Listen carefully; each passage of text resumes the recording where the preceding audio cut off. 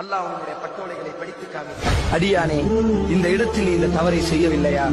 அடியானே, இப்படிப்பட்ட தவறை நீ ஈடுபடவில்லையா? அடியானே, இப்படியெல்லாம் நீ தவறு செய்திருக்கிறாயே என்று அல்லாஹ் அந்த ஒவ்வொரு தவறையும் அவனுக்கு முன்னால் சுட்டி காமிப்பான்.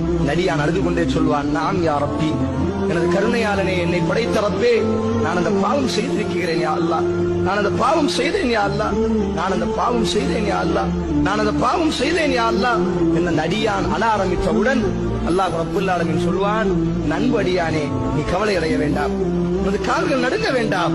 உலகத்தில் அந்த பாவத்தை நான் மறைத்து வைத்தேன், உலகத்தில் அந்த பாவத்தை நான் வெளிக்காட்டவில்லை. நீ எனக்காக வேண்டி வாழ்ந்தாய். நீ பாவம் செய்தாலும் என் பக்கம் நீ மீண்டு வந்தாய். நீ பாவம் செய்தாலும் என்னை மன்னிக்கக்கூடிய ரப்பு ஒருவன் இருக்கிறான் என்று அந்த பாவத்தை விட்டு திருந்தினாய். என் பக்கம் நீ ஓடி வந்தாய். பகலிலே பாவம் செய்தால் இரவிலே கரத்தை தூக்கினாய். இரவிலே பாவம் செய்தாய், பகலிலே கண்ணீர் வடித்தாய். இப்பொழுதும் கண்ணீர் வடிக்கிறாய்.